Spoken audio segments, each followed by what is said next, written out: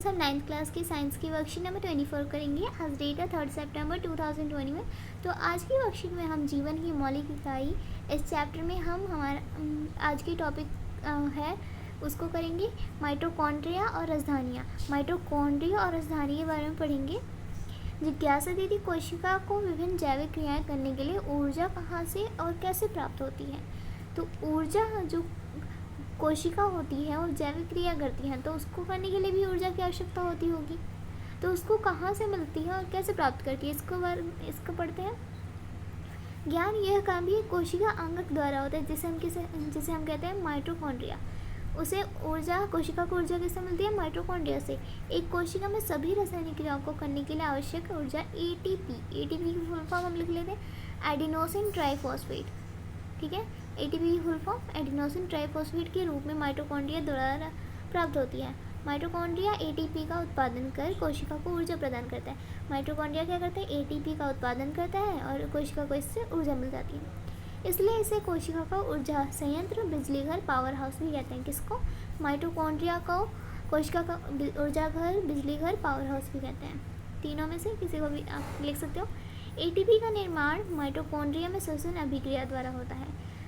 Mitochondria में जब श्वसन होता है तो उसी अभिक्रिया द्वारा होता है और एटीपी में संचित ऊर्जा ही कोशिका की ऊर्जा होती है। एटीपी में जो भी संचित ऊर्जा होती है वही क्या होती है? कोशिका की ऊर्जा होती है। और माइटोकॉन्ड्रिया की बाहरी झिल्ली छिद्रित तथा भीतरी झिल्ली वलित होती है। ये देखो माइटोकॉन्ड्रिया, इसमें यहाँ पर है छिद्रित झिल्ली, ये क्या है? छिद्रित झिल्ली। और ये है वलित भीतरी झिल्ली और ये है मैट्रिक्स, ये दिख रहा है आपको मैट्रिक्स। और ये है राइबोसोम और ये है इसकी झिल्ली।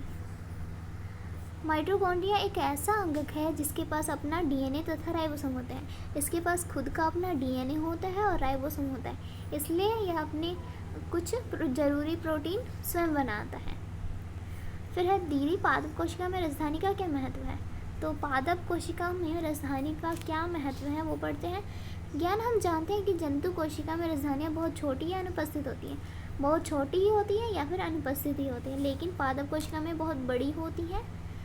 क्या चीज़? राजधानियाँ। पादप कोशिका में राजधानियाँ द्रव्य संग्रहित करके कोशिका को कठोरता तथा स्फीति देती हैं। या कोशिका को क्या करती है? कठोरता प्रदान करती है या फिर स्फीति। इस द्रव्य में पादप के लिए कुछ आवश्यक पदार्थ जैसे अमीनो अम्ल, कार्बनिक अम्ल, प्रोटीन, शर्करा आदि का संचयन भी होता है। राजधानी को झिल्ली को टोनोप्लास्ट कहते हैं।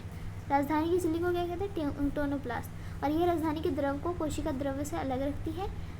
ये राजधानी के द्रव को और कोशिका द्रव से अलग रखती है। एक कोशिका जीव में यह अपशिष्ट पदार्थों तथा अतिरिक्त जल को बाहर निकालने में महत्वपूर्ण भूमिका निभाती है राजधानी। अब यहाँ पर क्वेश्चन दे रखा है। फर्स्ट क्वेश्चन, माइटोकॉन्ड्रिया को कोशिका का बिजली घर क्यों कहते हैं? तो इसका आंसर करते हैं। तो फर्स्ट का आंसर होगा माइटोकॉन्ड्रिया एटीपी एडिनोसिन ट्राइफॉस्फेट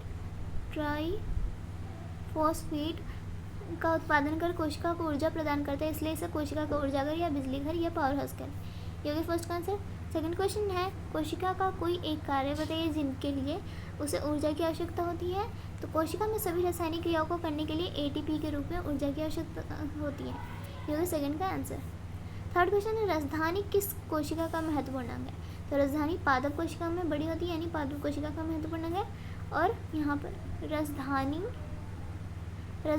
राजधानी की झिल्ली का नाम क्या है? टोनोप्लास्ट। राजधानी की झिल्ली का नाम टोनोप्लास्ट है। नेक्स्ट क्वेश्चन है, एटीपी का पूरा नाम लिखे। तो एटीपी का पूरा नाम क्या है? Adenosine triphosphate. ठीक है। अब फिफ्थ क्वेश्चन है, पादप के लिए आवश्यक राजधानी में उपस्थित कोई 3 पदार्थों के नाम लिखे। तो अमीनो अम्ल, कार्बनिक अम्ल, प्रोटीन और शर्करा होता है। तो यहाँ पर हमें 3 ही लिखना है, तो इसलिए मैंने शर्करा नहीं लिखा। ये हो गया। तो ये थी हमारी आज की वर्कशीट। आज की वर्कशीट हो गई कंप्लीट।